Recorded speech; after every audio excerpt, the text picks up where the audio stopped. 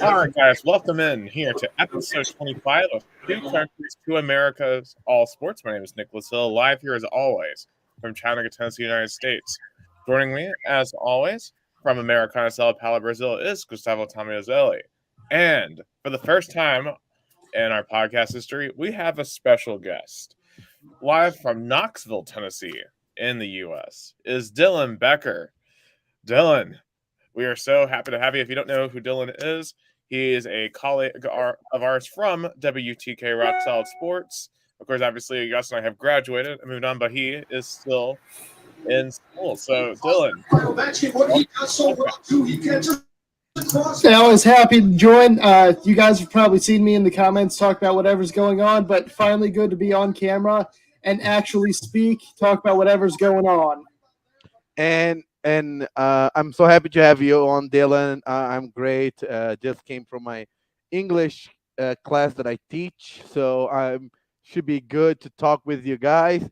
And I'm happy to talk some hockey because in Brazil, as you guys know, there's no ice hockey, only some grass hockey, but very amateur because Brazilians don't have as cold of a winter as it is in America. But I'm excited to talk some NHL because it's playoff time, is the President's Cup journey. You know, everybody wants the President's the Stanley Cup.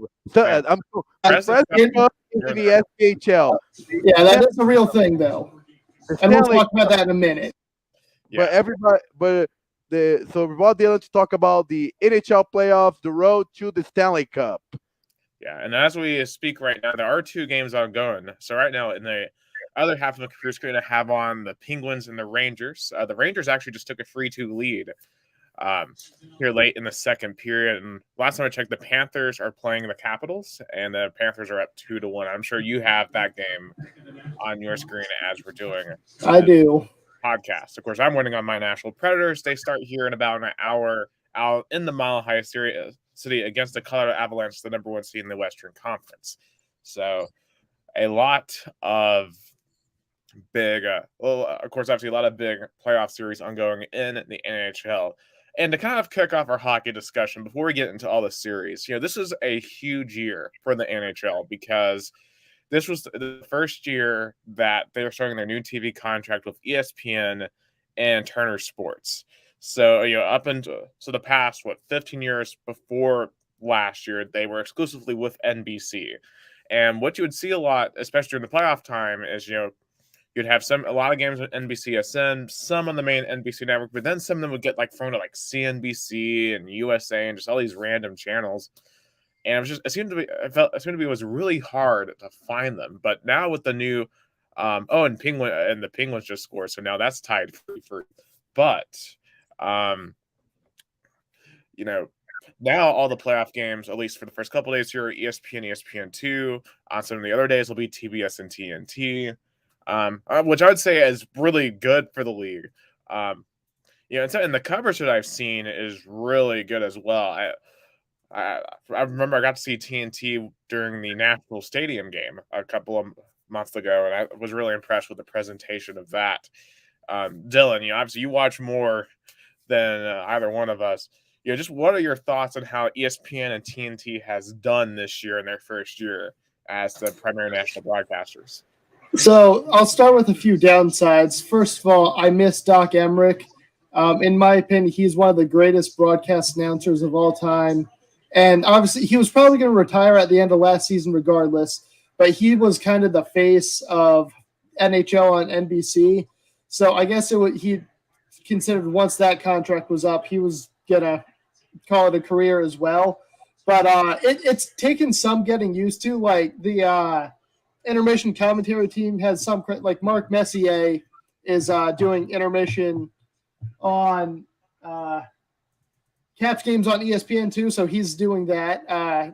He was a Rangers legend. Pretty sure his number's hanging up there at Madison Square Garden, so he has the credibility. And then the other guys, I'm still learning everyone's name, even though it's been on all year. But TNT, on the other hand, has been an absolute blast. because you've got Wayne Gretzky, who he doesn't even need an introduction. I'm sure we all know how great he is.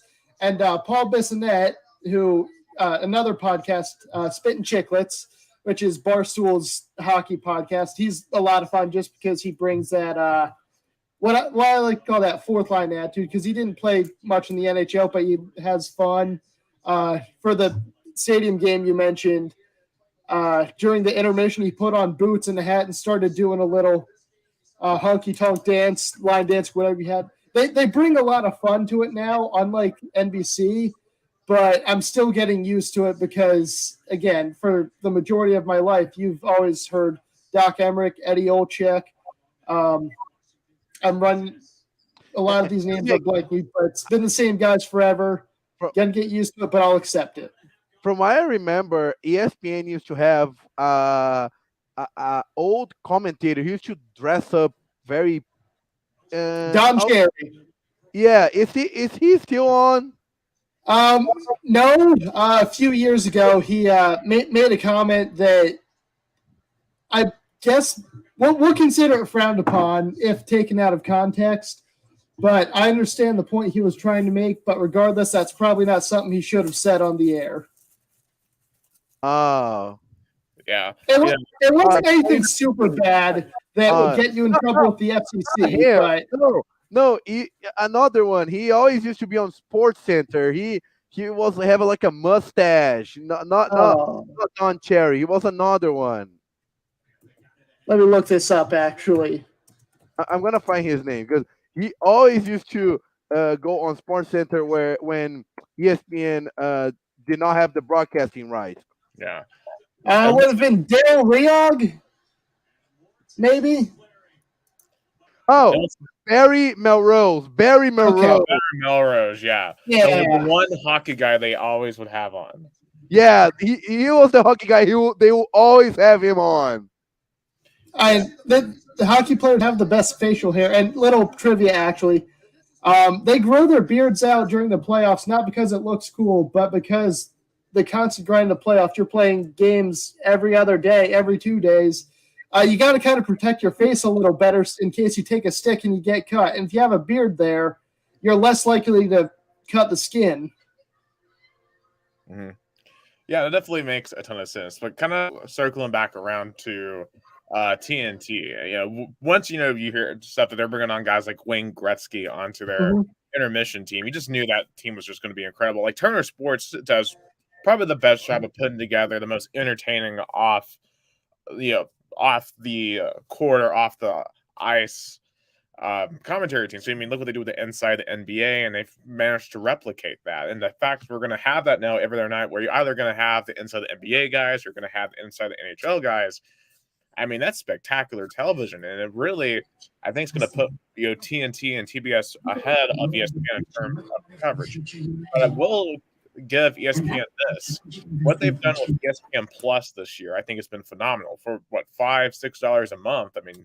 Outside of the Predators here in Tennessee are your local market teams. You can watch any NHL game virtually across the country, which has been an absolute phenomenal. Because I've been reading about how a lot of fans this year have saved a ton of money just because ESPN Plus is way cheaper than the NHL League Pass of years past. I've always been a subscriber of that up until this point. But yeah, it's been for a lot less money. I'm able to watch even more hockey games. And the kind of even better part about it is they've included some other games. Like I remember I woke up a Saturday morning, I think it was over winter break, and I was watching a KHL game.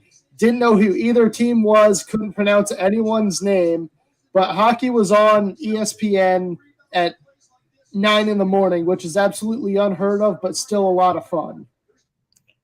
Yeah, and KHL, obviously is the second highest hockey league in the world, so I can imagine that's still really, really good hockey.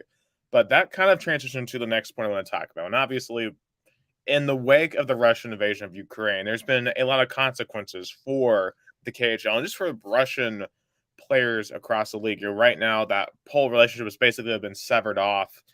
And the whole future of that pipeline from the KHL and Russia into the NHL is really in doubt. So where do you think this is going to go? Because obviously a lot of this depends on what happens with Russia and Ukraine, because that war isn't going to stop anytime soon. Putin isn't just going to pull out anytime soon. And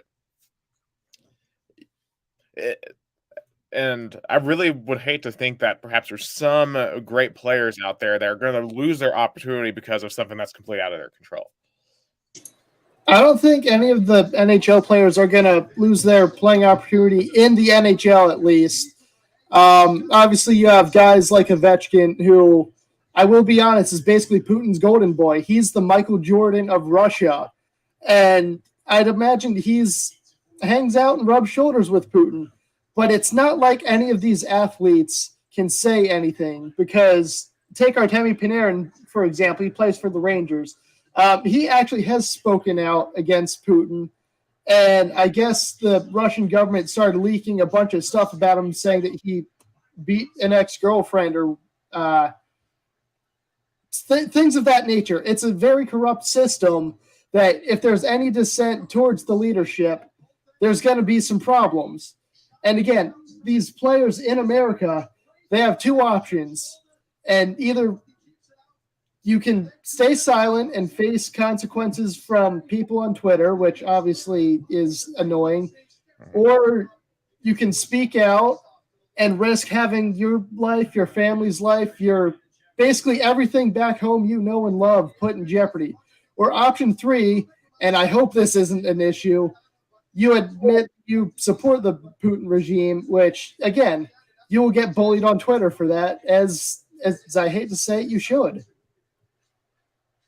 Yeah, and it's a very difficult decision, because I feel like the people who criticize him on Twitter don't really step back to realize what they could potentially gain, because a lot of those people don't have relatives in an authoritarian country. They don't have to think about, you don't think about, okay, if I criticize the president, I could get arrested for that. But literally in these cases, that could happen to their family members. It reminds me a lot of what happened to Enes Kanter with his criticism of Drogan in Turkey, and how basically if he ever touched back foot in that country, he's getting detained immediately.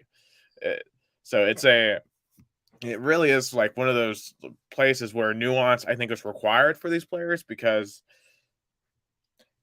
while yes, their previous support of Putin now is very questionable, we have to understand why they did so. And, now the circumstances have completely changed for them. It's a very difficult situation, one that really I don't think most Americans can, really understand. I mean, I can't understand it. I mean, I don't want to think about if I had to make a decision like that. The easiest way to kind of explain it is sports weren't as widely populated as they were from 1933 to 1945. But this is probably the biggest land invasion from a potential adversary since World War II. And again, obviously everyone was against Germany back then.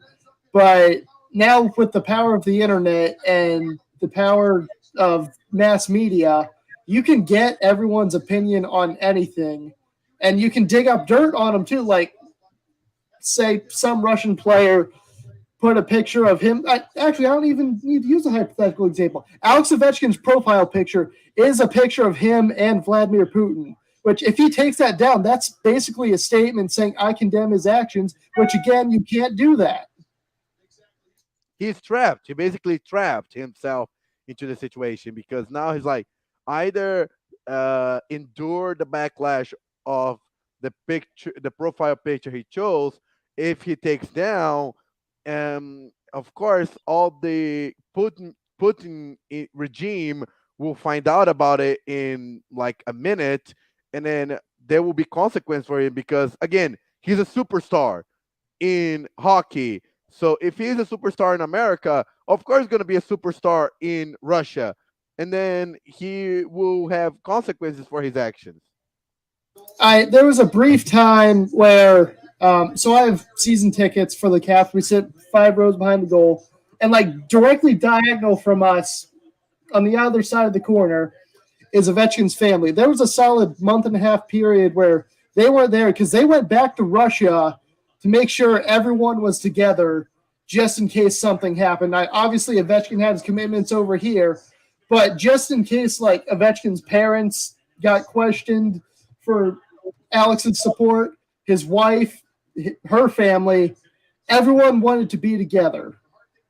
And it's scary for them, I'd imagine. Yeah, I mean, it's been scary for a lot of Russian citizens. A lot of them have been arrested, have been detained for protesting the war. And so much we're probably not hearing about because obviously Russian state TV just doesn't report on it. And I mean, that only gets exaggerated when you are in the limelight like someone like an Alex Ovechkin is. And you hate to see it. I'm sure the stress on him is absolutely massive. Hopefully this wraps up as soon as possible and we can find a peaceful solution to all this. Yeah, I certainly hope so. But I'm not optimistic, at least in the short term, for anyone involved. I just hope that the people who are perpetrating the aggression get removed from their power as soon as possible so we can begin to heal a lot of stuff, because there's a lot of stuff that will not be able to be healed in Ukraine. But let's begin to, well, actually, I guess before we get into, okay, while we're on NHL, let's just stay on NHL, and then we'll go to SPHL after we go through all the Stanley Cup playoff series. So, the two games we have. Shout out to Adélia Batista dos Santos here in Brazil. Valeu, Adélia, falando de esportes americanos. She loves radio, and thanks for our viewer in Brazil. Thank you so much, Adélia. Once again, you're listening to Two Countries, Two Americas, all sports. Got Nicholas Hill, Gustavo Tomazeli, along with our special guest, Dylan Becker. All right, so let's get into some of these playoff series. So the two games we have on right now, we have the Pittsburgh Penguins at the New York Rangers. That's tied at 3 in after the second period. And currently in Sunrise, Florida, it's 2-1 Panthers over the Washington Capitals. So let's start with Penguins Rangers, because this always feels like this is a playoff series like every other year. It feels like they've played numerous times. Right now, of course, it's been an amazing game so far. What is your take on this series? And who do you think the series is more important for?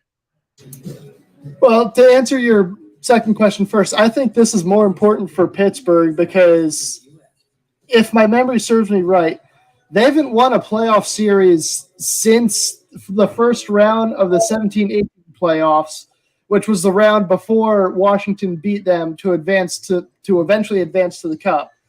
Now, the issue Pittsburgh's facing right now, let me pull up some more stats.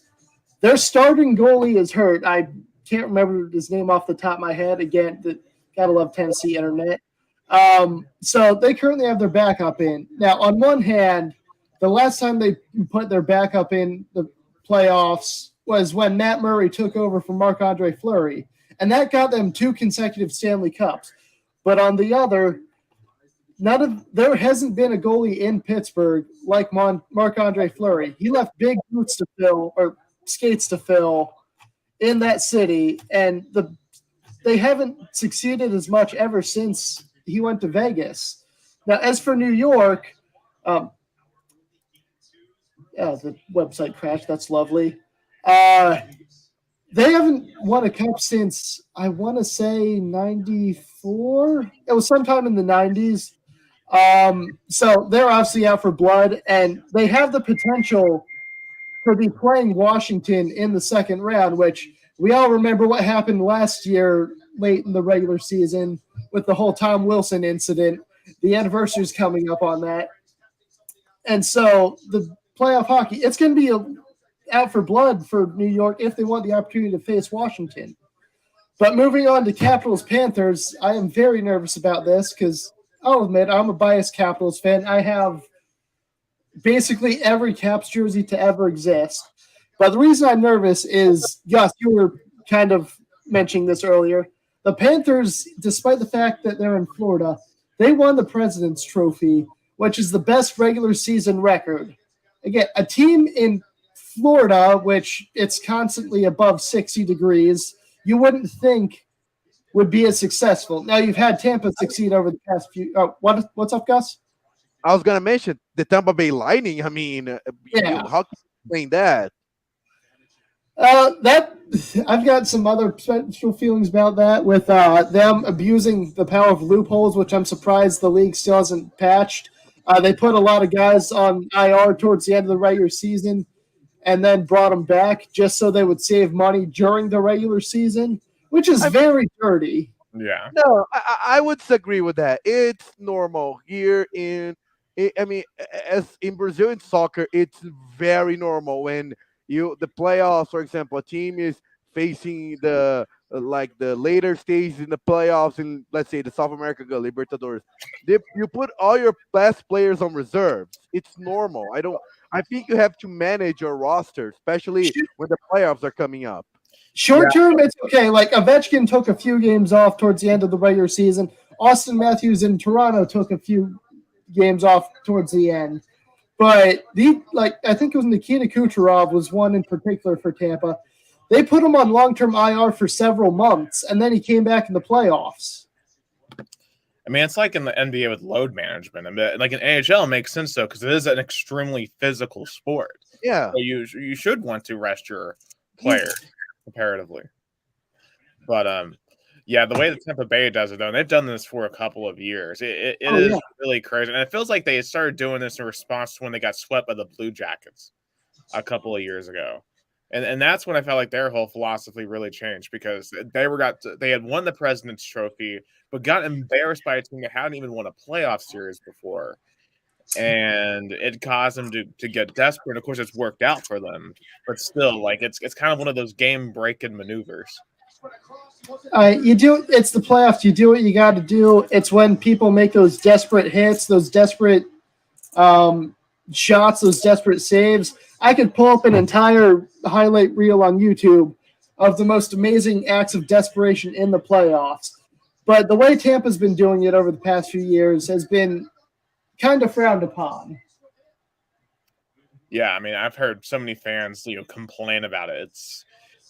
They're not the most popular team in the world. Of course, they got smoked yesterday by the Toronto Maple Leafs, which that's another team that's probably the one team at every single playoff season I look at. I'm like, okay, is this the year that you're gonna break all of your playoff narratives? Because I mean, for those who aren't familiar with NHL, and you can correct me if I'm wrong, Dylan, but they're basically the Cowboys of the NHL. Yeah, they're one of the most popular teams. They're the team in the biggest city in Canada, and then you got to add on the fact Canada hasn't won a Stanley Cup since 1993, I think. Since the Canadians, they haven't even had a team in the Stanley Cup since 2010 with Vancouver. No, they had Montreal last year, who ended up being in last place, which is absolutely pathetic. Yeah, you're right. You're right. Yeah, it was in the bubble. See, I forget about the bubble. It's like the NBA bubble. It's like, did those bubbles even happen? But yeah, okay. So yeah, Montreal was in it, but Montreal, Vancouver were the last two. The Maple Leafs haven't even won a Stanley Cup since 1960. I think it's been a while. Yeah, even though they have crazy the drought of Canadian teams in the NHL. I thought hockey was the number one sport in Canada, and they can't win. It kind of makes sense. There's only a handful of teams in Canada, which again, it's very surprising given it's their national sport. But there's only I think 8 off the top of my head. And so you have 24 teams in the United States. So statistically, it's more than likely that's going to be an American team going to the finals. Yeah, I mean, look at the playoffs right now. You have only 3 Canadian teams, and you have 13 Americans. Yeah, which makes sense in terms of the distribution. Of course, that's half of the Canadian teams, which is pretty good. Of course, you don't have the Toronto Maple Leafs, the Edmonton Oilers, and the Calgary Flames are the 3 Canadian teams that are representing Canada this year in the playoffs. And kind of on the Maple Leafs, they got Austin Matthews. They've got so many pieces, and it seems like year after year that that roster should make a deep playoff run, but they always get in their way. I always seem like it's bad goaltending, inopportune times where their power play goes cold. It just is always something with the Maple Leafs. And of course, obviously, they get off to a great start yesterday with 5-0 win in Game 1. But do you trust the Maple Leafs to be able to finish off these series like they haven't been able to do in their franchise history for decades on end at this point? Every year Toronto says it's their year, but I'm really feeling like it's their year. And you have Austin Matthews scored 60 goals this regular season alone, and that's only been done including his time, 3 times this century, with Steven Stamkos doing it in, I think it was 2011, 2012, and Ovechkin doing it in 07, 08, if I remember correctly. So the kind of funny thing is I look at Toronto like how I used to look at Washington. They have the talent. They have the manpower. It's just getting over the bad juju or whatever it is that's preventing them from advancing.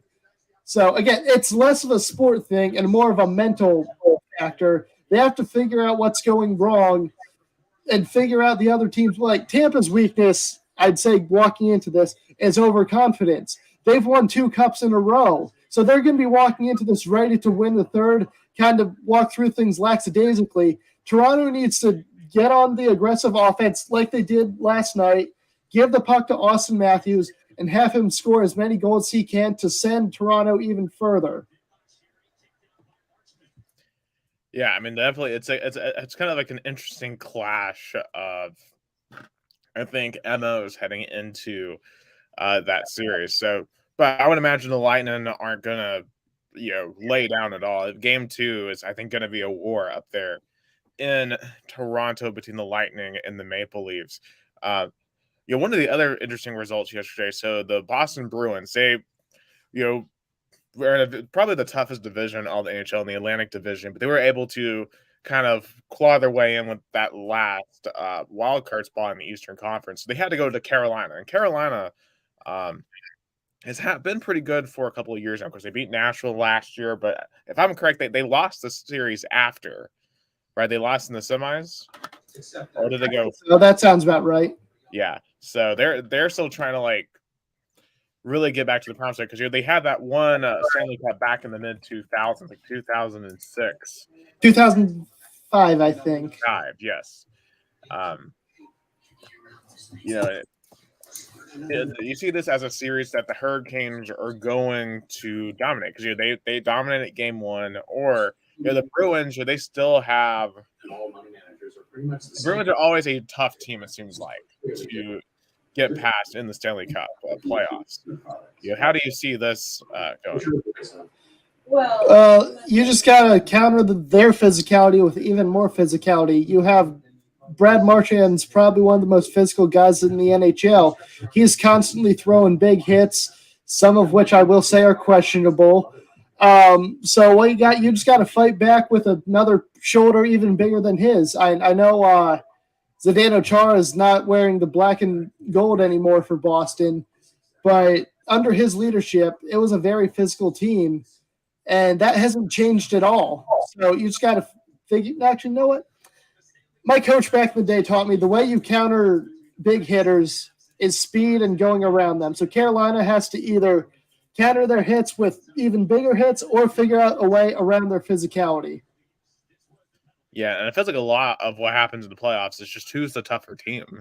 And it really is the most analogous to the NFL in terms of who can be the toughest team, who is willing to be more physical, and not obviously be disciplined about being more physical because you don't want to give away power plays and everything. So it's definitely a tightrope, but Carolina, I think, is ready for that challenge in that series. In addition, and also it sounds like there might be a storm coming in, so you might hear some thunder in the background. The St. Louis Blues, St. Louis Blues won 4-0 at the Minnesota Wild last night. The Minnesota Wild, one of my friends from college is a Minnesota fan, and it seems like every year it's just like they just don't ever really seem to have enough for the finals. And this year, That might be the case again. Of course, St. Louis Blues, they won back in 2018, right? Yeah, 2019. 2019. And because that was a Cinderella run in Oh, it was. London when that happened. Is this another year where St. Louis could make a similar run like that, or was that kind of like a flash in the pan for them? This series is actually kind of fun because both teams are absolute powerhouses. With Minnesota, you now have Marc-Andre Fleury, who we talked about earlier. He's one of the greatest goaltenders of my lifetime, I'd say. And they have that missing piece that they've needed to make a deep playoff run because the goalie is the last line of defense when the offense and the defense collapses. So if you have the star power like Fleury, then I think you're going now. As for Minnesota, they haven't really – I mean this in the least offensive way possible to anyone that's a Minnesota fan. They've always been one of those teams that kind of does not much, but – I have faith in them, but for St. Louis, I think I'm feeling good about them too because they have what's his name? I hate the fact that it's blasting or going through. They have the star power too. So the fun part of this series, I think it's going to go to 7 games, which you obviously love to see in Vladimir Tarasenko. There we go. Sorry, had a little brain fart there, but he's their star player, going to be the greatest threat to Marc-Andre Fleury. But 7 games for that one. I don't know who it's going to go for because that's a scary part, but also the fun part about the playoffs. They're so unpredictable. Yeah, I mean, Game 7s in the Stanley Cup playoffs are the absolute best out of any sport. Yeah, obviously, Game 7s in any sport are awesome, but the Stanley Cup Game 7s are just intense. Like, if we get one in this Penguins Rangers series, for example, like Game 7s in Madison Square Garden are just incredible. But I mean, the Rangers have not won the cup in almost 30 years. It's going to be 28 years. The Rangers have not won the cup, so it's a long drought. Oh, absolutely. It's and those fans are very hungry for sure. And of course, right now the scores have not changed. Penguins Rangers are in the third period now. It's 3-3 there. It's still 2-1 late in the second period. Florida over Washington.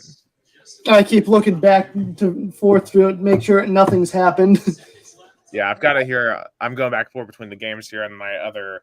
I've got how you do your screen in half. So I have you guys on one half, and I have the games going on here on the other half. But and of course only close game last night. Los Angeles Kings going on the road to Edmonton to win 4-3. And for Edmonton fans, they've had Connor McDavid now for it feels like a long time. It's like 2017, and they really haven't 16, I believe.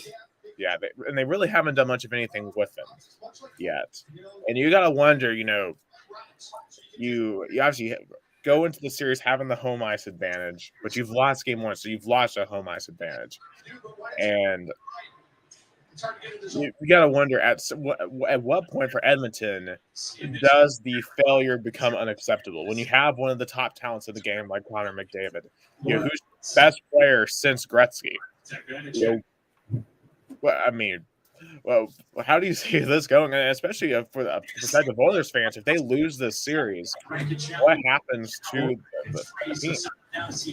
The kind of fun thing about the Oilers is they've always had that surprise in them. Like, obviously, McDavid, the massive star power, but the recent addition of Evander Kane, who, if you've been loosely paying attention, he's a character. He's had some troubles over the years, but I think he's finally gotten his stuff together and found a place he feels comfortable in. And so, with that being said, you have star power combined with Evander Kane's aggression, and you have the perfect balance to make it some cool hockey stuff happen. But on the other hand, the Kings have some playoff experience. They won the Cup in, I want to say 2014, 2015. And I think they've made it to the finals a few times in my memory before that. So yeah, you still have Jonathan Quick, who has been there forever. So since as long as I can remember, loosely starting to watch NHL, like in 2010, he's been there. It seems like. But on the other side of that, Jonathan Quick's getting old, and then Dustin Brown is just announced at the end of the season he's retiring. So you have that extra motivation for him personally to make it as far as you can and potentially win the cup. But again, that's another series where it's kind of tough because both teams aren't great, but it'd be an even matchup. So I'd say that goes 6 games in favor of – I'm feeling LA on that. Yeah, which I feel like if that ends up being the case, there's going to be some serious changes in Edmonton because obviously they expect their team to be really, really good. All right.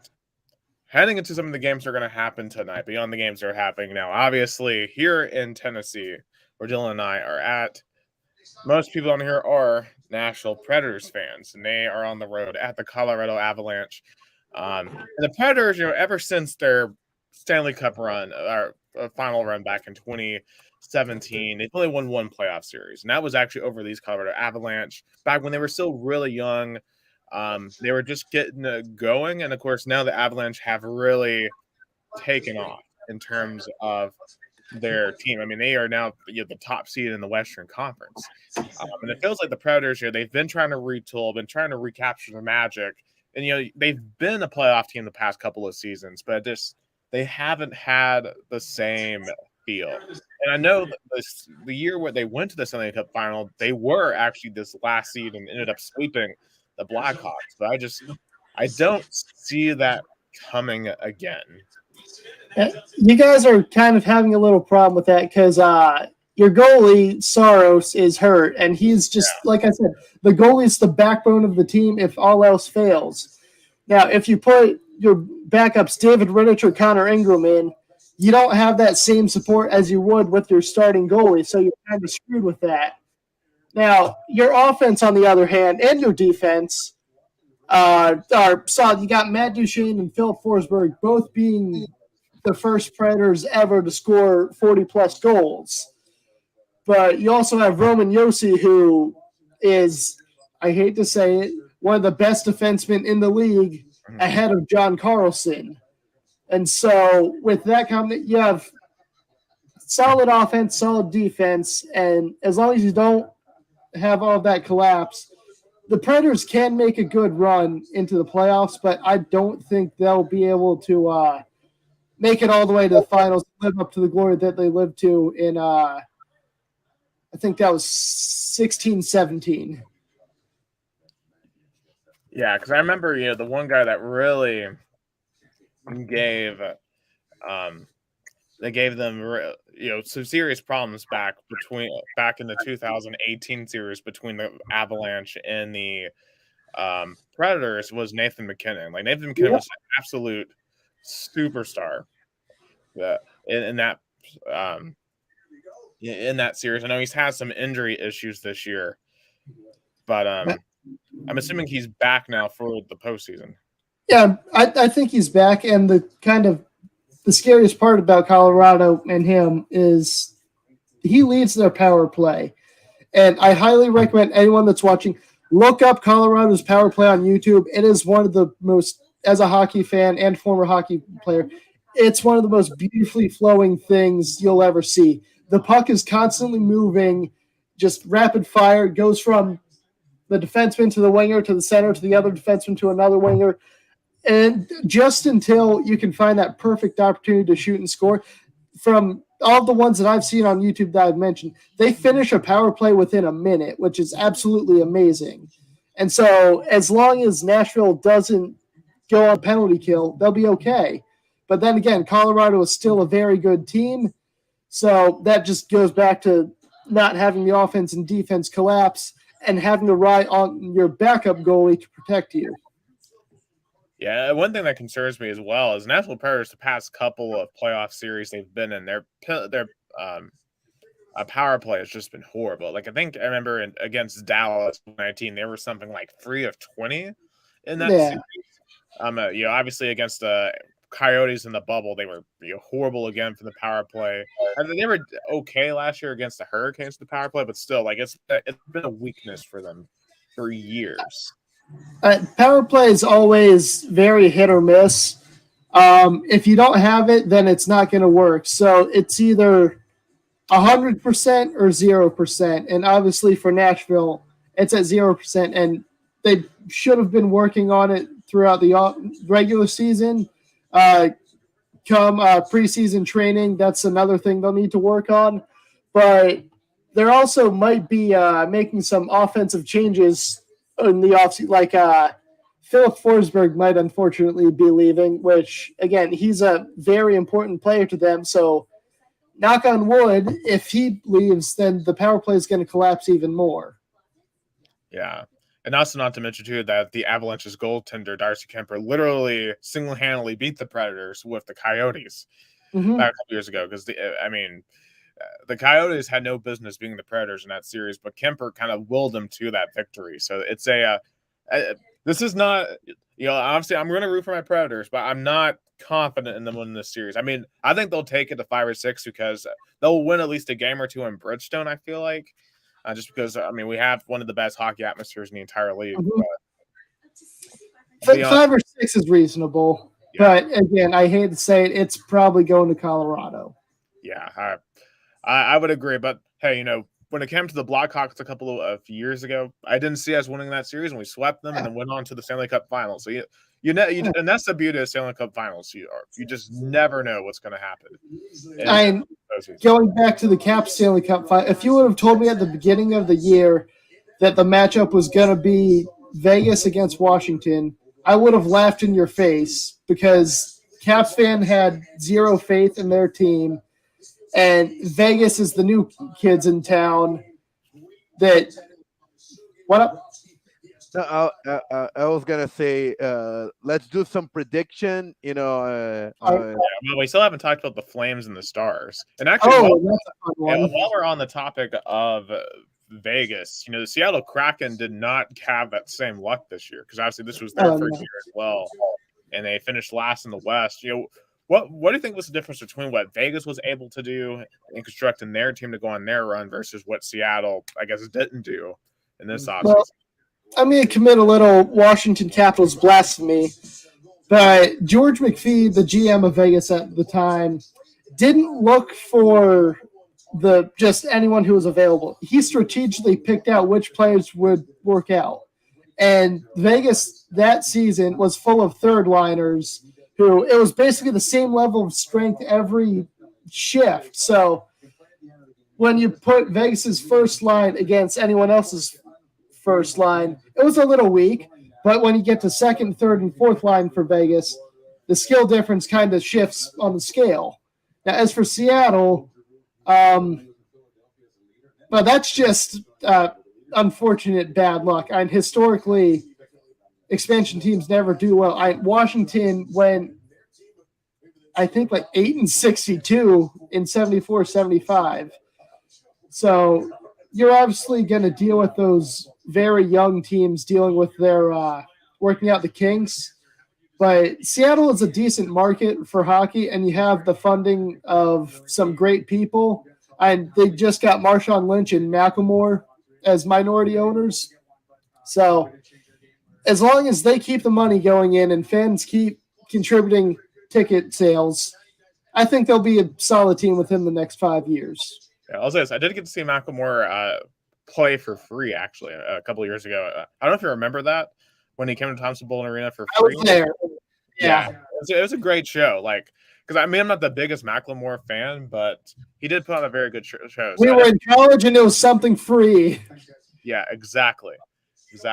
And I would have paid $20, $30 for it. I would have been satisfied with it. But anyway, so we do have one more series we haven't touched on yet, and it's the Dallas Stars and the Calgary Flames. The Dallas Stars, they made a Stanley Cup Finals run of their own back in 2019.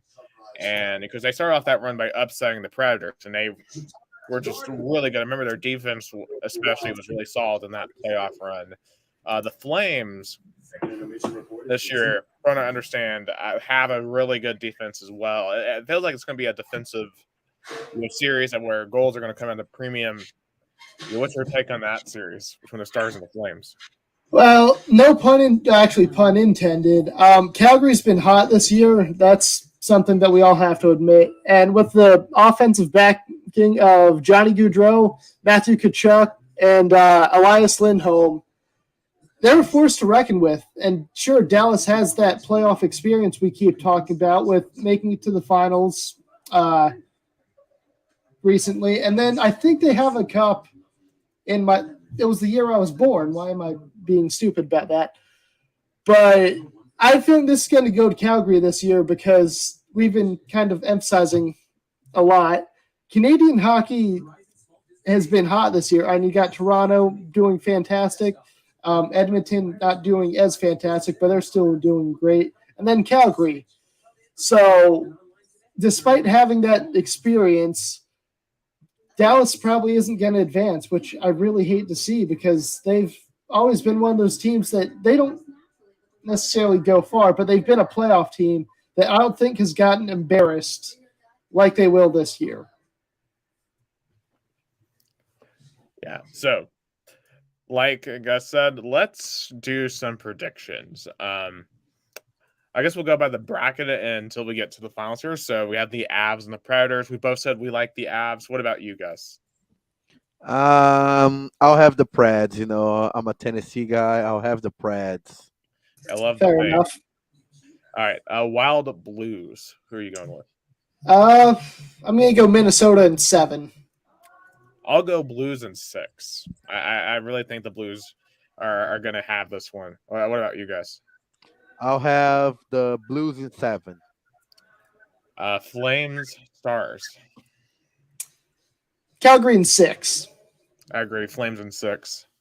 I'll have Dallas in 7. And Dallas Stars is kind of my second team in the NHL because it was actually the only time I watched NHL on Arena was actually a Dallas Stars versus Calgary Flames game on the regular season in November on a Black Friday in November 2018, yeah.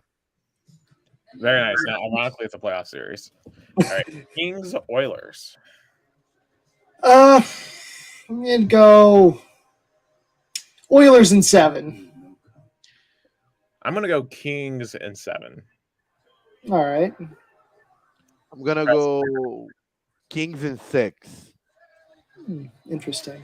Yeah, so try to think. So in the West, I guess just we'll go each. So like for me, so like I would have the Avs and the Blues in the semi. So like I would have the Avs in 6 in that. I would also have the Flames and the Kings in the semi. So I'd have the Flames in 5 in that. And then for the Western Conference final, I would have the Avs and the Flames. And give me the Flames in 7. I like the Flames to come out of the West. All right. So if we're going off that, in that case, my matchup would have been Colorado against Minnesota. I'm going to say Colorado in 5, and then moving down the bracket, you got Calgary against Edmonton. I'm going to go Calgary in 6, and that would leave Colorado against Calgary in the finals. That's a tough one. I've been saying it all week. I think that it's going to be a matchup involving Canada. Calgary is going to go to the finals after 6-game series against Colorado. How about you, Gus?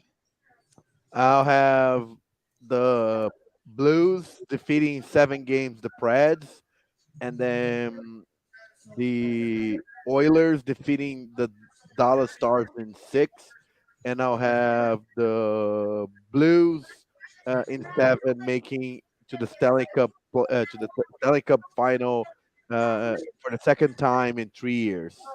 All right, so Noah and I have the Flames coming out of the West, and Gus is going with the Blues. All right, the East. What about the Panthers and the Capitals? I hate to say this, but I think it's going to be Florida in 5. That's what I was thinking too. Panthers in 5. As long as Washington doesn't get embarrassed. Give me the Capitals in 6. All right, I like your optimism. I've just been plenty of times. Because we were both picking against our teams here. Hey, the last time any of us made a hot pick was me when I picked the Golden State Warriors to go to the final. Or no, it was the Denver Nuggets to go to the finals, if we remember that. It was Miami Heat. I think it was the Heat, remember? Because you kept on picking the Heat to go all the way to the finals. It was the Nuggets, just because I knew nothing about basketball. Yeah. But you guys kept for that. Yeah. But, yeah. Maple Leafs versus the Lightning. Toronto in 6. Yeah, I'm actually going Maple Leafs in 7. I think that it's going to be a back and forth series, and that when they get to a game 7, that's where the Maple Leafs, where everyone's thinking, oh, they're going to choke, they're going to find a way to blow it, but they're going to get over that hump, and then propel them. Give me the Maple Leafs in 6 too. All right. Hurricanes Bruins. This is one that I hate to do. I'm going to go Boston in 7. I'm going to go Hurricanes in 6. I think the Hurricanes are just better put together. I mean, yeah, the Bruins are going to cause them some issues, but I think the Hurricanes will be able to get through them. Give me the Bruins in 7. All right. And then that moves us to – forgot about that one. Oh, that's a fun one. Give me the Rangers in 7. I think go Pittsburgh in 6. I'm going to go Penguins in 7. All right. I think it's going to go – I think this series is going to a game 7. I mean, this is about to go to overtime, it looks like, unless someone's able to score. About 5 minutes left. All right, so kind of like we did the last time. So I would have the Panthers and the Maple Leafs in the second round. Give me the Maple Leafs in 6. And the other semifinal would have the Hurricanes and the Penguins. Give me the Hurricanes in 6. And then give me the Maple Leafs. They are getting over the glass ceiling this year in 5 in the Eastern Conference Finals. So I'm going to have Calgary and Toronto in the Stanley Cup Finals, an all-Canada Stanley Cup Final. That's kind of what I was thinking, although I think the path would have been a little different. I'd have Toronto going over Pittsburgh, or Toronto going over Florida, like we said, but then obviously you have Boston and Pittsburgh matchup with Pittsburgh going over, and then like you said as well, the Eastern Conference Final being Toronto against Pittsburgh, with Toronto going all the way. How about you, Gus?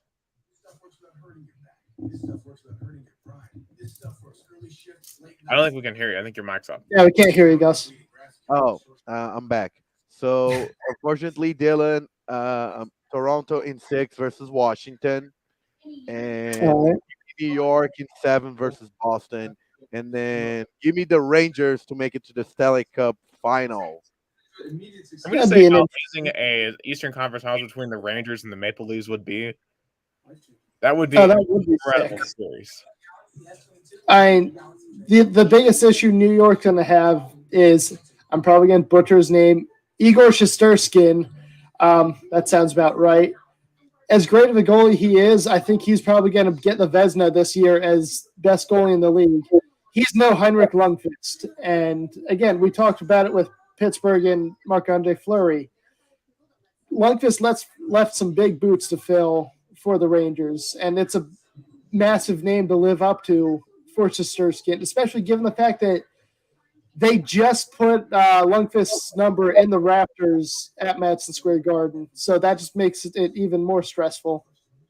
Yeah, and the fact that, even Lundqvist wasn't even able to get a Stanley Cup in the first, so it's just all the more pressure on the next goalie here. And of course, obviously, he is going to feel that pressure right now in that free game with about 4 minutes left in the third period. This is what my internet stream has here.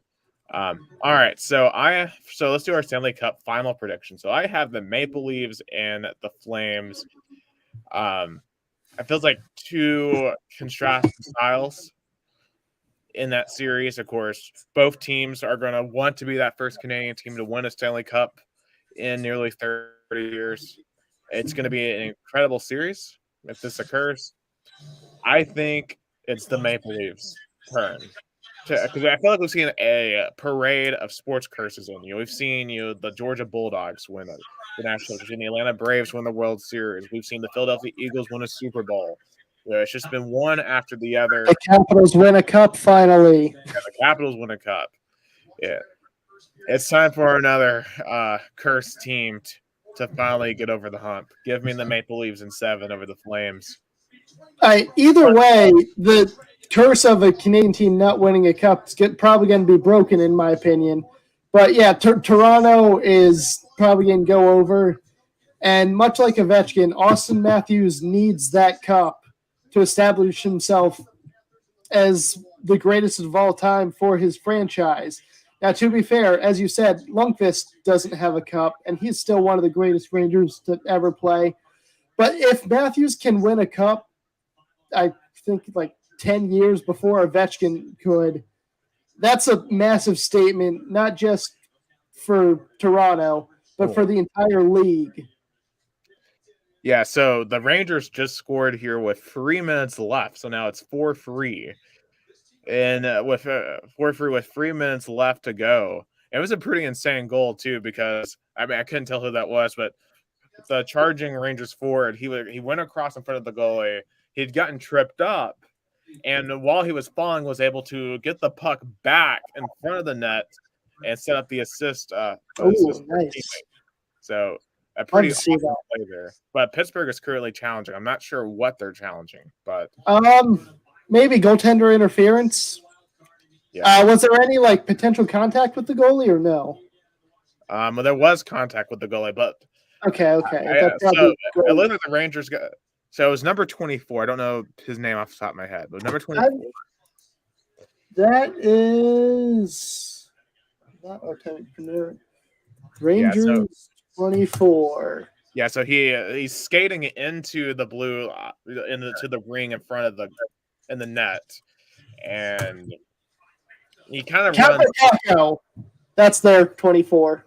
Yeah, so he runs into the goalie to this Smith there, but it didn't look like he was it didn't look like he ran right into him. It was kind of a side swipe, and plus he was getting kind of pushed from the back as well. If he's getting pushed, then they can get away with it. But the kind of crappy thing about goaltender interference, no matter how slight the action is, if there is in fact goaltender interference, they'll still wave off the goal. I can gently kick the goalie's skate, but the league sees that as the goalie from moving. Oh my God, they took it away! Wow. So we're still tied. That's my point exactly. And you can hear the boos in Madison Square Garden. They are going to kill those referees. Oh my God! What refs give, the refs can take it away. Holy cow! I know, I don't know if you guys watch Your Name Tree and 5 Point vids, but I know. I love Your Name Tree. I love Your Name Tree. They're doing a stream right now, as Penguins and Rangers fans. I'm sure 5 Points is fuming right now. He is. I will say Rangers fans are some of the most passionate in the league.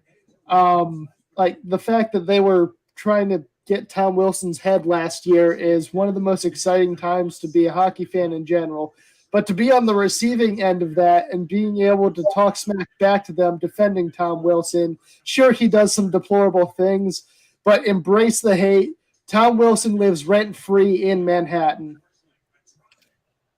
Yeah, pretty insane. Of course, obviously, I remember wasn't it it was our last show, Gus, where they went at it during our show. It was nuts.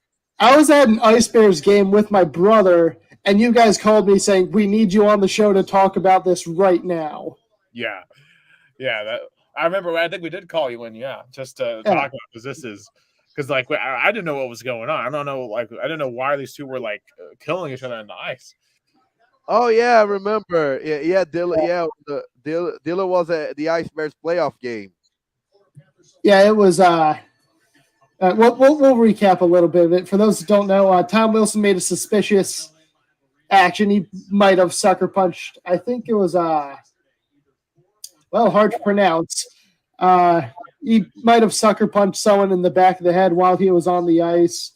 And he got thrown in the box for that, taunted the Rangers fans a lot while in there. And the league fined him the maximum of $5,000.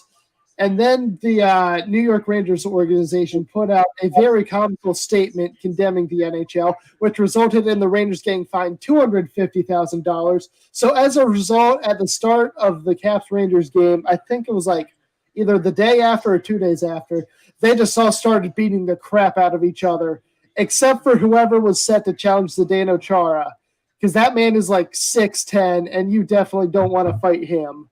Yeah. But the beautiful thing I say about hockey all the time is you can punch a guy in the face, which I'm pretty sure everywhere is a felony, and only sit in timeout for 5 minutes. I've done it several times, and again, no consequences to doing that. Whereas if I punch a guy in the face on the street, I go to prison for a few years. Yeah. Or if you're Will Smith, you get banned from the Oscars. That too. But I was gonna say, so who's gonna win the Stanley Cup? For me, it's gonna be the Rangers finally breaking, after 28 years and be the second New York pro sports team to win in this century, in this decade. As cool as that would be, I'd not prefer that, given the fact I just explained my hatred for the Rangers. So, but again, that'd be good for the city. Even though I'm an Islanders fan, I would love to see, New York win, and I know how they're passionate about the Rangers. Even though New York City FC is still the hottest sports team in NYC, and Gabriel Pereira and Thales Magno are just, I know we're kind of deviating, but it's just impressive. What are they doing in New York? Soccer. It's just incredible. And so hopefully the Rangers most successful team in New York by far. I mean, you said it; those guys, that's one of the best athletes in New York. Yeah, successful, yes, but I wouldn't say they're more popular than the Yankees in New York. No, I want to say they're more popular, but I'm saying they're the best performing team. There you go.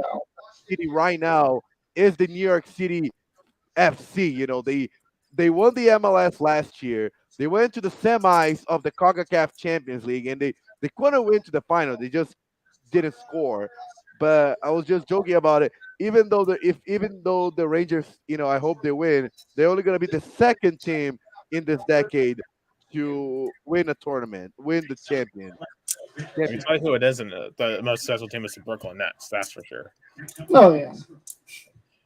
Yeah. So, or any of the football teams. Anyone who touches a pigskin in New York stinks. Yeah.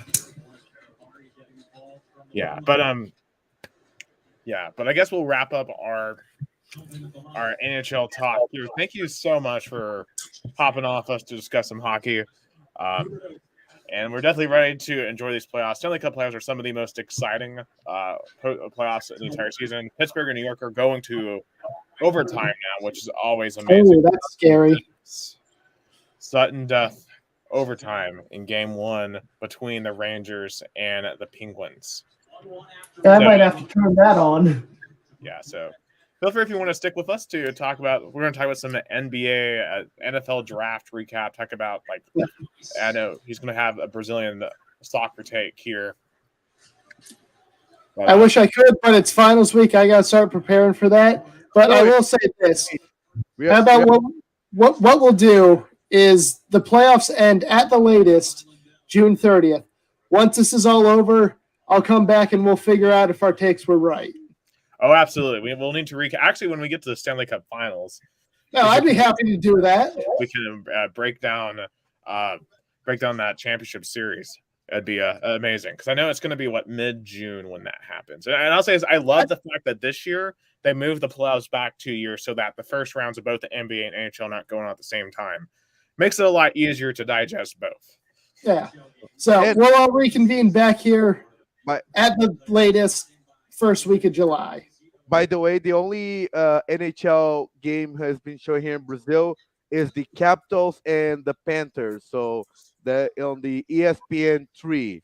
So that's the only NHL game in Brazil be broadcast right now on ESPN 3. So I guess your Capitals are being watched here in Brazil as well. But I appreciate you coming on, Dylan. And just to wrap up, congratulations on your how can I say, working on the Ice Bears, and shame they couldn't win the SPHL, but still was a remarkable season. And they got one more year to win while I'm still around. Oh, absolutely. Let's, if it ain't going to be the Predators, I hope the Capitals can get it done. We'll see what happens. Yeah. All right. Thanks so much, Dylan. Good luck to your finals, and you have a great rest of your night, my friend. Thanks, you too, guys. All right. Thank you. All right. Thank you once again to Dylan Becker joining us to talk all things Stanley Cup Finals. Being our first guest, I think for a first guest, he did a pretty good job. Oh yeah. It was set a high bar for all future guests. No, it was good to talk about hockey because we are not experts. We don't go in depth, and it's so cool because I guess our tradition is every time a playoff in America, in any American league starts, we always discuss. We did with March Madness, with the NCAA Women's Tournament, NBA, now the NHL, and of course I want to do that when the Libertadores playoff starts because I'm excited about that too. But let's talk with some basketball because the NBA playoffs is on as well. Yeah. So, of course, tonight, of course, and also have the Predators here. They are just starting actually in Colorado. But back over to the NBA. So far we're in the second round. All games have had their first games happen. The Celtics, wow, they won 109-86. Holy cow. Because I was watching hockey, so I wasn't watching that second game. But the Celtics came back with a vengeance today. I mean, of course, they got blown out in game one, but the Celtics came back today. So both first games in that series have been blowouts. Jason Tatum had 29. Jaylen Brown had 30. Grant Williams, our boy Grant Williams, had 21 tonight in game two. Let's go. Let's go, Grant Williams. You go get it. Of course, Grant Williams went to Tennessee. We covered him. We got to talk to him several times. He was one of the most fun guys to cover. I remember when he went to watch the volleyball match back in 2019. He and Admiral Schofield were just lighting up the fans. I know. And now he's out there having up 21 points in the playoffs, man. I'm so proud of him. And so far as well, the Memphis Grizzlies are up 8-0 so far on the Warriors. Of course, they got off to a hot start the other day as well in that game one, but the Warriors came back from down double digits and ended up winning by a point, 117-116. It was an amazing game. And this, I think, is going to be an incredible series between the Warriors and Grizzlies. And, the Warriors are a very veteran team. Of course, they have some younger pieces now in Poole that really energizes them. Reminds me a lot of what Kawhi Leonard brought to them. Brought the Spurs back in the early 2010s. But, I mean, the Grizzlies are extremely young, led by John Morant. And, this is going to be a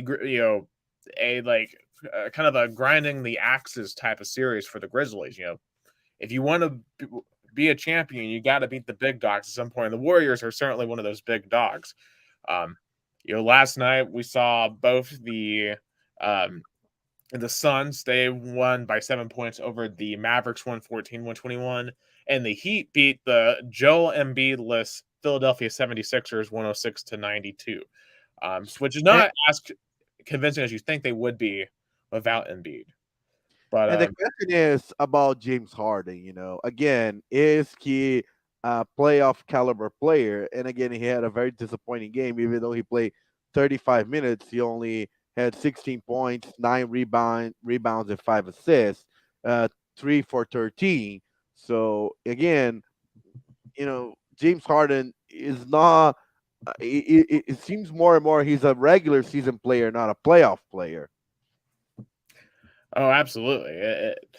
And he's having to dispel these narratives, and without Joel Embiid now, he's having to be the guy. But so far, just not enough. I mean, 16 points is just not enough. I mean, Tobias Harris, another former Tennessee player, was the leader for the Sixers last night, but Tobias Harris is not leading you to the promised land. If you're the Philadelphia 76ers, they got to find a way to, if nothing else, tomorrow get some momentum for when they return to Philadelphia and hopefully get Joel Embiid back, because you're going to need to win both games in Philly. But but I think just to get those two series out of the way, between the Heat, I think the Heat are going to win that series in 5 or 6. I just don't have a ton of faith in the Sixers. I mean, even when they get Joel Embiid back, I don't trust. I don't trust Doc Rivers as a head coach in the playoffs. I mean, we've seen what he's done over the years, and especially with being handicapped out his best player, it just doesn't bode well, I feel like, for his chances. And Colorado scores. It's 1-0 Colorado. First power play, 2 minutes into the game. And also, Amazing start. Palmeiras just scored again. Rafael Veiga, beautiful goal from the outside of the penalty area. Just masterpiece of a kick. 3-0. I'm not even gonna get to Libertadores talk in a bit, but Jesus Christ, the Palmeiras is the most unstoppable team in the Americas. Yeah, it sounds like they've just been on a roll, and clearly Colorado's also on a roll here. Might have to switch over, and it looks like the Pepsi Center over there, or whatever that arena is called now. It's in like the Bell Arena or something in Denver or something like that. It's but I mean, for the longest time it was the Pepsi Center. That is absolutely rocking in Denver. But the ball. I like the Heat in like 5 or 6. I don't know, dude. What do you think? Yeah, I go. Even though I Philly would be a more interesting team to watch, I'll go Miami 6. Holy cow! Wow, the Preds, the Avalanche scored again. It's 2-0, 3 minutes into the game. Yeah, sorry, I interrupted, but Jesus. So I guess we both take Miami, and I feel like I think Milwaukee and Boston. I'm like, Jesus Christ, Palmeiras scored again. Rafael Navarro. 4-0 on the road, on the high, on the mountains of Bolivia. 4-0. Like, Jesus. And they play with the reserve team. They're not playing with their top players. They're resting the best players. And Rafael Navarro, great dribble, easy peasy, scored 4-0 on the road in the high altitude of Bolivia. It's just, I'm gonna get to Palmeiras, but they're just unstoppable. Yeah, I'm one goal away from turning this to the Grizzlies game. This is rough for the Predators so far. Yikes! They just look outmatched completely. But anyway, back on the NBA. So we both agree Heat. We think you're going to go to the Eastern Conference Finals. Suns Mavericks. I think the Suns are going to win this in like 5 or 6 too. I mean, outside of Luka Doncic, I don't believe in anyone on that Dallas team. I mean, Luka's going to win a game or two, I feel like, for Dallas. But outside of that, the Suns are just a much better team, a much deeper team. When you look at guys like Devin Booker and Chris Paul and DeAndre Ayton, what McCall Bridges and Jay Crowder bring to that team, Cameron Johnson, what he's been able to do off the bench, the Suns are just a much more complete team to me. Yeah, I agree. I feel like the Suns are more a complete team. Chris Paul, he's like, make it or break it to win the NBA title. So give me the Suns. Yeah. And also a little bit of breaking news from the college football world. Tennessee has gotten a transfer from USC, wide receiver Brew McCoy, who I believe was a 5-star coming out of high school, and from what I understand is very, very fast. So Brew McCoy is another weapon for Hendon Hooker and Josh Heupel to work with this year. And another big transfer from USC, Velus Jones was also, if I don't forget, I think he was also USC transfer. Yeah, now he's going to the Chicago Bears, a 3rd round pick. So it's going to be a wild going to be a wild season for the Vols. You add another piece to Arsenal. That offense is going to be nuts. It's just, we've been saying this all offseason. Definitely when we get later in the summer, we're definitely going to go all in on college football. But I'm going to say on the Vols right now is they'll go as far as their defense takes them. I feel like because their offense, I think, is going to be nuts this season. But I feel like we're keep on deviating from the NBA. But what do you think about? But you agree with the Suns, kind of like in 5 or 6. Yeah, give me the Suns in 6. All right. So the more interesting series here. So we just saw the Celtics blew out the Bucks today, 109-86. The Bucks had a really nice game 1. I mean, Giannis still had 28. Drew Holiday had 19, but really no one else had any top tier contributions. But the Celtics had 3 guys over 20. Over 20. They had Jason Tatum, Jaylen Brown, and Grant Williams.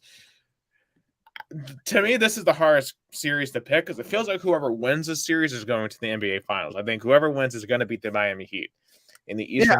Yeah, this series reminds me of the Milwaukee Bucks Brooklyn Nets of last season.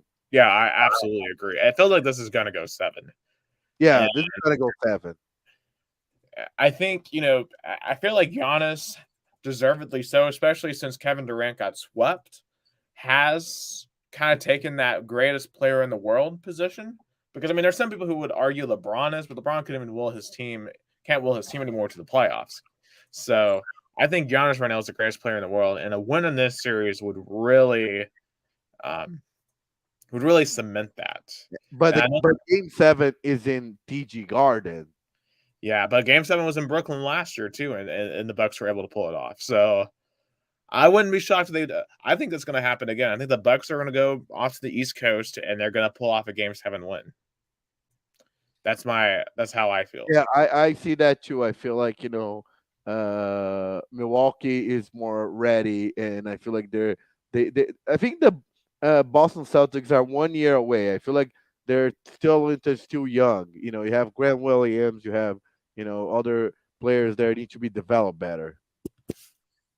Oh yeah, for sure. It feels like they're 1 or 2 cycles away, really, from being a legit championship contender, and I think they already are a legit championship contender. But I just feel like the Bucks are still just slightly better. I mean, of course, they also have that championship experience from last year as well. But Warriors Grizzlies, that Game 1 was amazing, and right now it's 8-6 Grizzlies. I still feel like the Warriors, they're just more battle tested. I think that's going to win out. I think the Grizzlies aren't consistent enough from free to ultimately win this series. The Warriors can shoot the lights out. I mean, they can. They have been able to for a long time. So I'm going to go with the Warriors in 6 because of that. But the Grizzlies, if they play the way they did in Game 1 every single game, they're going to take this thing to 7. It's just the question of, can the young team play mature enough to do that? Because if you look at their last series against Minnesota, they played horrible most of the time, but they were able to pull off these games, time and time again. I mean, they came back 3 times from down double digits. Against most teams, they would have been eliminated first round, but they kind of gotten the second chance, and we'll have to see what they have. I feel like for the Warriors when the going really gets tough. I mean, they just they kind of I feel like made some mistakes down the stretch of Game 1 that really cost them that game in terms of decision making, in terms of where the ball went, turnovers, and of course on defense they had a couple of breakdowns that let Klay Thompson do what he does, hit 3-pointers. I mean, you can't leave him wide open. You can't leave Klay Thompson wide open. Because he might be just as better of a shooter than Steph Curry all the time. So, what do you think on this here? In this series, I think this is the one between this and Bucks Celtics. These are the 2 series I'm most excited for. Yes, I'm definitely excited about this series because it's the young, vibrant Memphis Grizzlies versus the comeback of the dynasty of the Golden State Warriors, now 2.0. Or 2.5, I'll say, because they had 1.0 was before Kevin Durant, 2.0 was getting Kevin Durant. So I guess that was more like a 3.0, after Durant and the recovery of Klay Thompson, and Stephen Curry. So I feel like again with the same for Milwaukee and Boston. I feel probably going to go to 6 or even 7, but I still take Golden State because I feel like they're more experienced and ready for that. So Phoenix and Golden State, Miami and Milwaukee. And Phoenix and Golden State too would be an unreal series. And I feel like that's what this whole season has been boiling down to anyway. Suns Warriors. And there's just so much on the line. Like, I mean, no player has more on the line in that series than Chris Paul. I mean, Chris Paul, he finally made his first finals last year, still hasn't won the finals. It feels like this might be his last shot at it. Maybe one of his last 2 or 3. So there's just so much on the line for him personally and his legacy in terms of winning that series. And really, for the Warriors as well, because the Warriors, after they lost in 2019 to the Raptors and were injured and kind of went away for a while, they've been able to build themselves back up. And, they're no longer a super team, but they are what their original core was, plus Jordan Poole. And this would be one of the great comebacks, I feel like, ever in sports. You're going from the giants of the sport to crashing to earth for a little while, but they've built themselves back up. I mean, there's just so many storylines in that potential series. It would be incredible. Yeah, there's so many. Yeah, I agree. There's so many. The comeback. It's like either Chris Paul finally wins his title, either the Golden State Warriors come back. The dynasty coming back.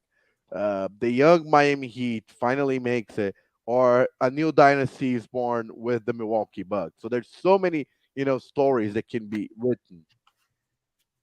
Oh yeah, it's gonna be a great rest of the season. Of course, we're definitely going to continue covering the NBA playoffs as we go throughout the postseason. Quickly, the last topic I want to discuss in American sports. Just a little bit of an NBA NFL drafting, especially on the Titans specifically, because there's so much we can talk about the NFL draft. That would be a whole other episode just to really go through the draft. I'll probably do one with my other podcast, RP, at some point, going through everything that happened. But I do want to talk about Malik Willis and the Titans. I will say this. I was very anti getting a quarterback in this draft for Tennessee, but the fact we were able to get the top QB prospect in the 3rd round, I think that's a fair risk to take. You didn't really give up that much to get him. You only gave up a 3rd and a 5th round pick. I mean, who cares, right? And it's not like he's going to start right away, barring injury to Tannehill. I like his physical tools. Now, I do have some questions in terms of the fact he didn't play in a complicated offensive system at Liberty under Hugh Freeze, so he's going to have to learn an NFL pro-style offense. The decision-making doesn't seem to be the best, but he's big, he's physical, he can make all the throws. And if he can, that decision-making, is brought up to par, yeah, we could have something on our hands. You think about Russell Wilson was taken with the 75th pick for the Seahawks, and look at how he turned out for the Titans. Clearly, the Titans are a quarterback away from really being a true championship contender. Like, you look at the defense, the Titans have one of the best defenses in the entire league. You got the best running back in the entire league. I know Jason Wyrick would disagree with me, but I still think Derrick Henry is better than Jonathan Taylor, but that's a debate for another day. I know we gave away AJ Brown, but I think we're gonna be okay. I mean, AJ Brown was injury riddled. The more I've thought about it, the more it makes sense to me why you don't pay him that. We'll see what he does in Philadelphia. I think overall this draft turned out pretty well. I mean, obviously I was panicking on Thursday, but I see what happened, and oh my God, the Colorado scored again. It's 3-0 Avalanche. And Palmeiras scored again. Cross from Gustavo Scarpa. Header, I guess, from looks like Danilo, I want to say. I can't identify the player, but 5-0. Just Murillo, actually. Murillo, the defender. 5-0. 5-0. It's my team is especially heading over to the Grizzlies game. We're done with the Predators for tonight. Yeah. It's not looking good. we're couldn't use a Sorrow's back. Very, very bad. This backup is not cutting it. But yeah. That's really all I wanted to talk about there was Malik Willis. Of course, obviously congratulations to all the Vols. 5 Vols got drafted. Lonte Taylor to the Saints, Velus Jones to the Bears, Leo Jackson to the Titans, Cade Mays to the Panthers. Whoa. I guess not breaking news, but according to ESPN, Tennessee Titans quarterback Ryan Tannehill went to therapy after the playoff loss. He said he was in a dark place. That doesn't shock me. Athlete. You think about it, you work for that your entire life, and you only get so many chances to the playoffs, and especially in a game where he played horribly. He had 3 interceptions. I'll say this thing. I don't want to crush him for that because everyone should go out and give therapy at some point. The world is a tough place. We've just seen the news the last 2.5 years. It's been rough. So everyone should take their mentals, and I'm glad he's doing that. That's a sign of strength, not weakness. So I'm glad he's doing that for himself. Because I've made my feelings about him known as a QB. I like him as a regular season QB. I don't think he can take you to a championship, but he definitely has brought a lot to the organization. And now, hopefully, he will help us transition into, hopefully, Malik Willis. If it's not him, maybe someone else. But because I would love it for him to be able to be the guy because he has done so much. He's been one of the best quarterbacks in franchise history. But the playoff performances just haven't cut it. And a lot of that isn't his fault. A lot of the time he hasn't had great receivers to throw to. So, you can't really control that. You did lose Derrick Henry for half the year last year. So I'm not as objectively angry as him now as I was directly after the loss. Because I blamed him, I think, solely for the loss. And I still think he takes most of the blame for it. Although I think Todd Downing also, his play calling was abysmal. When it was obvious you were able to run the ball with Deontay Foreman very well, and you only ran him 8 times. But, but I will say this: I'm glad he's taking care of himself, and everyone should take care of themselves, whether it's through therapy, self-care, whatever you have to do, take care of yourself. Yeah, I agree. There's a lot of, it's hard now, especially with social media, where you get instant reaction and instant repercussion or instant, opinions. Before social media, you have to wait for the newspaper on the next day, or maybe some callers on the radio. But now you can go straight to your player and voice it about it. In Brazil, even Corinthians took a stand to silence their social media posters, to argue against this hatred on players on social media. Right. And and obviously everyone's going to have an opinion. I'm going to have an opinion. But at the end of the day, and even I got to check myself, I'm not a player in that locker room. I don't put in the sacrifices that they do. And, I can sit here and complain about the fact that we wasted a 9-sack performance in a divisional round game, but I didn't, lift with them. I didn't run with them. I didn't, block and tackle and learn a playbook and have to get chased around by 300-pound men every single week. So I think all sports fans need to be reminded of that from time to time when it comes to these athletes. These athletes are under an insane amount of pressure, and I understand they get to play a game for a living, but most people don't have 40 million people watching every single step they do. Doctors don't have 40 million people watching what they do, or lawyers don't have 40 million people watch what they do outside of very special circumstances.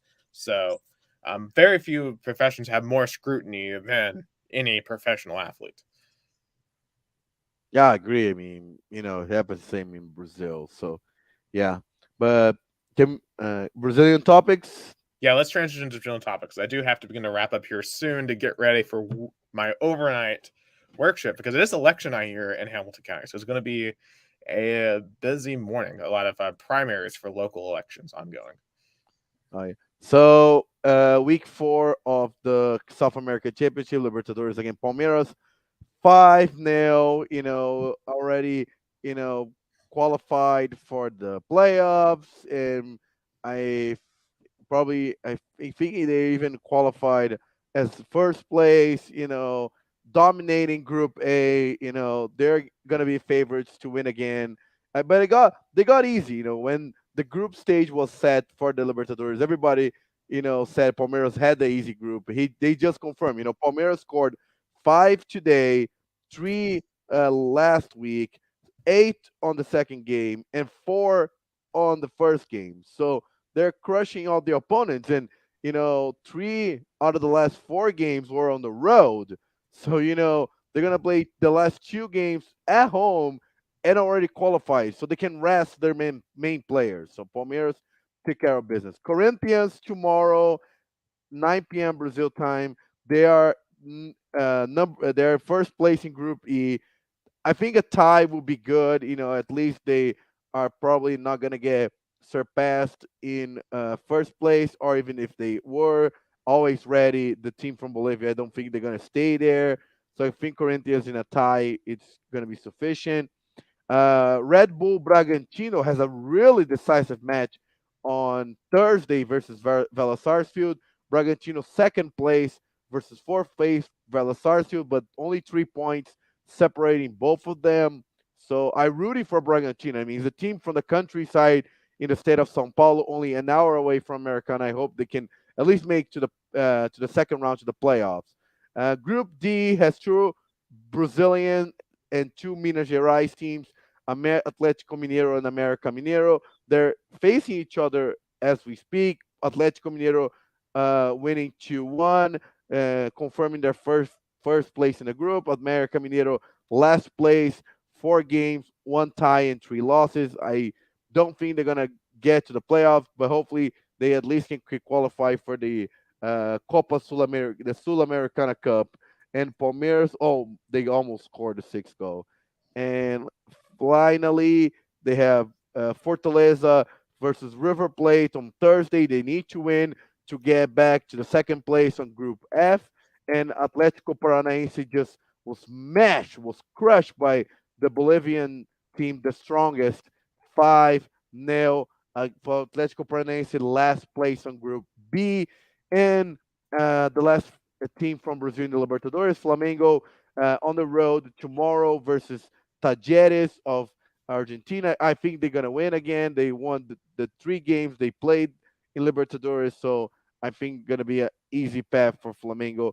So out of the 6 teams from Brazil in Libertadores, I think Flamengo, Palmeiras, for me, they're qualified. Corinthians, I mean, I think they're gonna suffer a little, but I think they're gonna make it. Atlético Mineiro gonna qualify. I think América Mineiro, Bragantino again. I think they're gonna qualify, but América Mineiro and Atlético Paranaense, I don't think they're both gonna make it. And last but not least, Sunday I'm excited. Biggest countryside derby in Brazil, because Guarani and Ponte Preta, I consider them the largest rivalry outside of a state capital in Brazil. Guarani won a national championship, a Brazilian championship in 1978. Ponte Preta has never won a title, but they're such big rivalries. They already play, I think it was 303 times. So they have a large rivalry, and they're gonna play it on prime time on Sunday, 4 p.m. in Guarani Stadium. I'm excited. I'll be there. I definitely not gonna lose it. I'll be broadcasting it. I'm excited because every time Guarani and Ponte Preta play, the city of Campinas, which is half an hour from where I live, stops. It's a whole new environment. They already face each other for the Paulista Championship this year. Was 3-0 Guarani, so definitely Ponte Preta wants to revenge, but I don't think they're ready yet. Still think Guarani is a favorite, play at home, but it's a derby. It's a rivalry game, so it's hard to pick favorites. Yeah, you just don't get that a lot in America. The whole crosstown rivalries. You only really get that at the high school level. It feels like, because they were just so much more spread out in terms of like all the teams, especially at the professional and collegiate levels. So, I mean, I think about like Xavier Cincinnati, for example, is like a crosstown rivalry. I mean, UCLA USC. but you don't have a ton. Mets and Yankees. Cubs, White Sox, Yeah, White Sox and Cubs. Lakers, Clipper. I mean, not even that though, because that's been so one sided. Yeah, but there used to be you used to have Giants A's, but at least Cross Bay.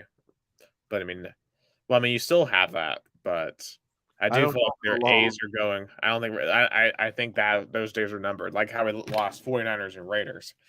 But yeah, I mean, because that's a whole other side note of stuff we should talk about.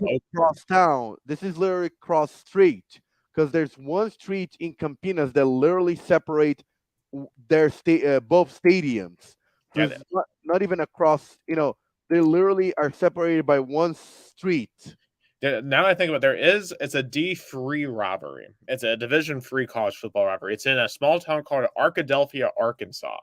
It's Henderson State University and Wichita State. I think that's how I'm saying. Wichita Baptist. It's Wichita Baptist and Henderson State.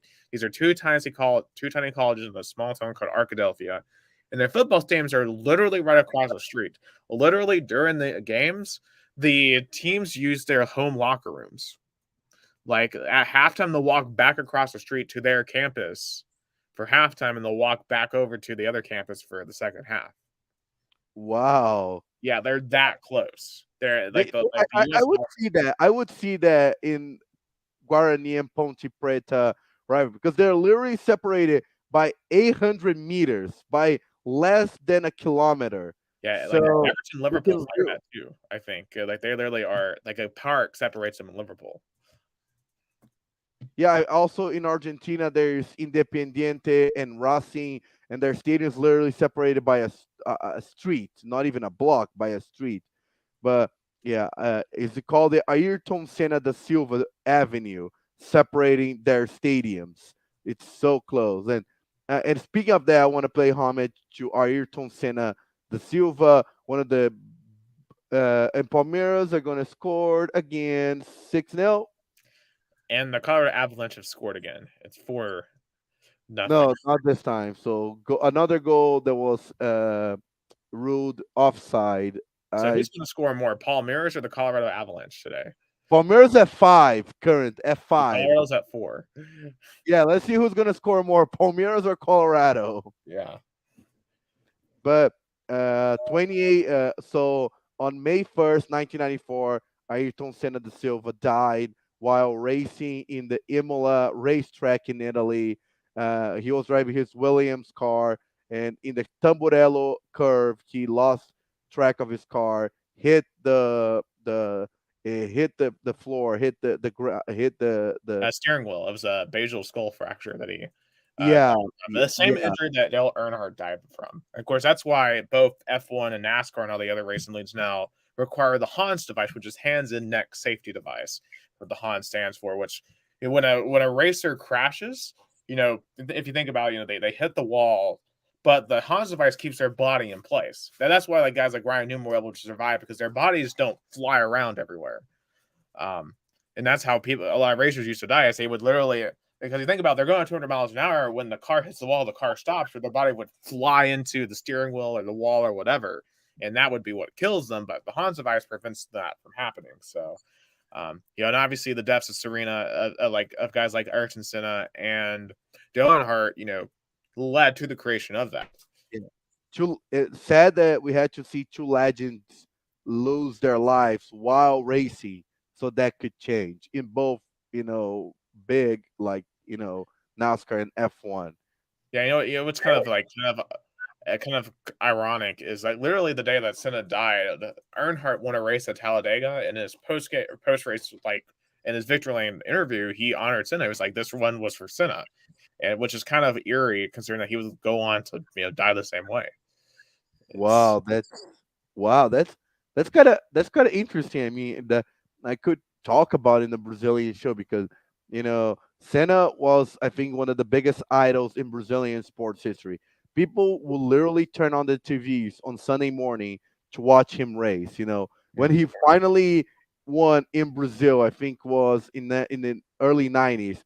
He was probably with he was probably having problems with his car. his car had so much trouble. By the end of his race, he couldn't even leave the car because he was so tired. And then people helped push his car to finish, the lap after the race finish. And he was so touched. He was carrying the Brazilian flag. Wow, I can just imagine just that scene. I'm gonna have to look that up on YouTube because that sounds unbelievable. And actually, kind of this Colorado scored again. You've got to be freaking kidding me. But anyway, it's 5-0 Colorado. My God. But anyway, enough about the Nashville Predators. In fact, I'm just taking this hat off. It's being put into the corner. So the Colorado tie Palmeiras in number of goals. Yeah. Shame. But anyway, let's kind of get into some hot takes here. And kind of this ironically going into like F1 and NASCAR, because that's actually kind of like my hot take. So F1's in America this week. They're racing it in the parking lot, actually, of the Miami Dolphins Stadium, Hard Rock Stadium, the Miami Grand Prix. And ironically, this race starts at 3:30. Now, NASCAR is at Darlington, one of the most historic tracks in the schedule. Actually, the oldest track on the schedule. Well, second oldest, technically. Martinsville is older. That race also is starting at 3:30. So F1 and NASCAR are literally going head-to-head this weekend on Mother's Day for the American audience. NASCAR has had a traditionally older audience, still a bigger audience, but F1 has been the more trending motorsport for younger fans. And we're really about to learn the state of F1 versus NASCAR when we have their races going head-to-head against each other. Where are they going to be broadcast in America? So let me check. So ESPN has F1. I'm not sure if they're going to air on ESPN or ABC. Because I know last year they had it'll be on ESPN, and I believe the Darlington race is going to be on FS1. They'll both be on cable.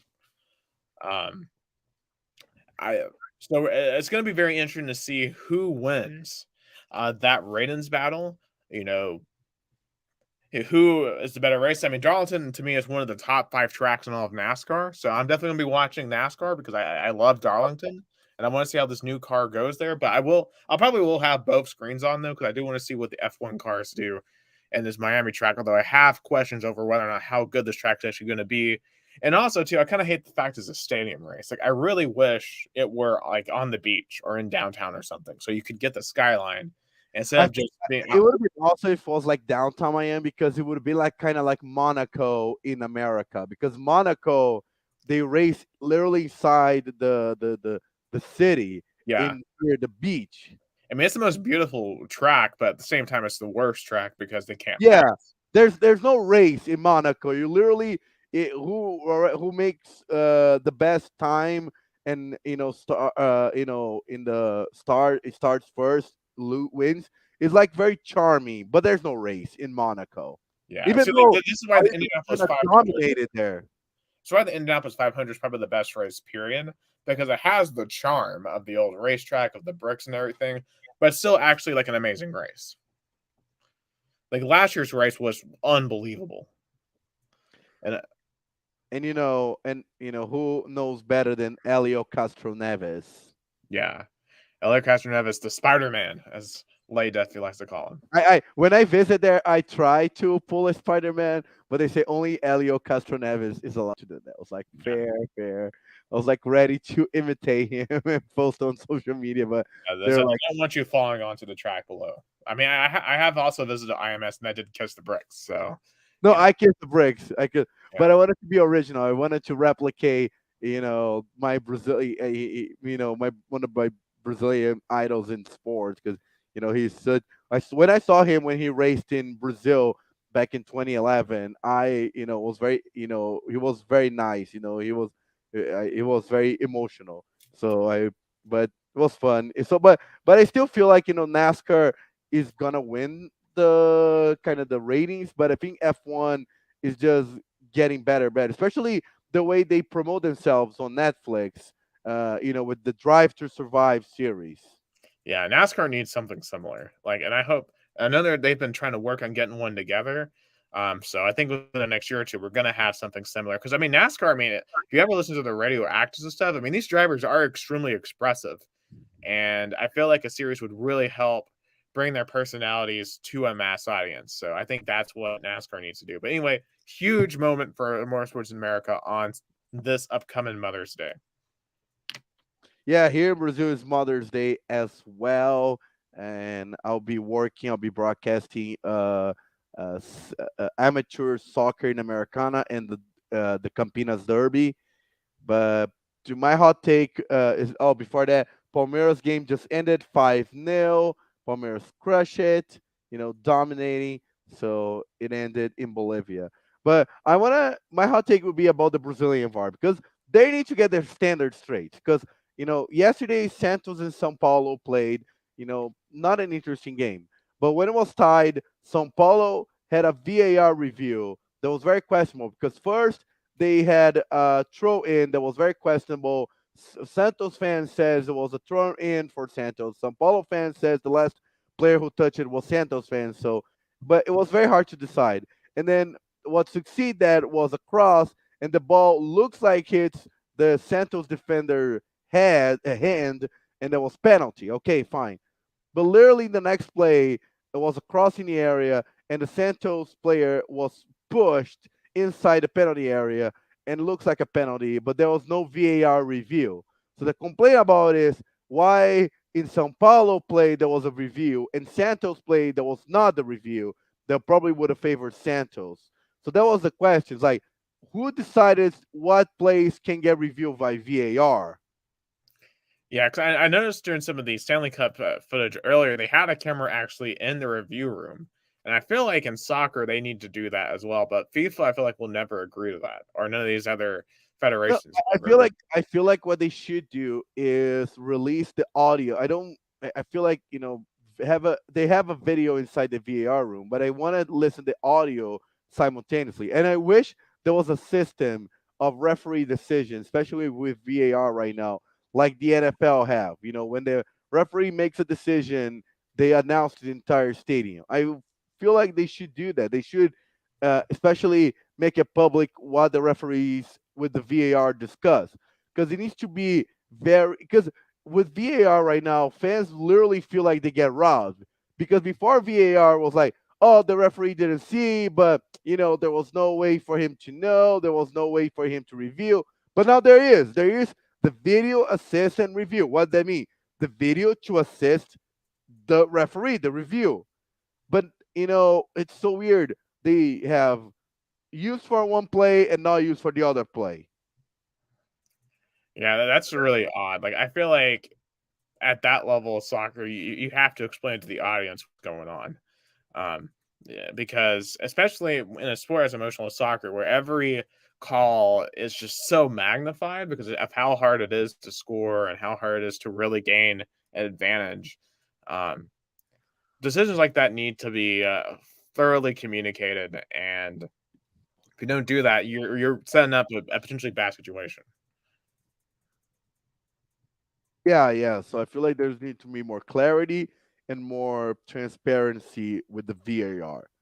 But in just finalized, Guarani just tied in the last play. They were winning up until the last play of the game. They just got tied 1-1. So it's going to be interesting derby. Yeah, but and the Rangers and Penguins are still playing free. It's almost at the end of the first overtime.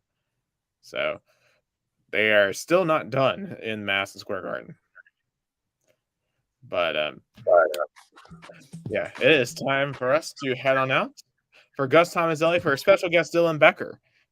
Once again, thanks to him to come on talking some NHL. I'm Nicholas Hill. Stay tuned next week when we come back for Two Countries, Two Americas All Sports. We'll talk more about the NBA, NHL playoffs, and whatever else happens in the world of sports. Take care.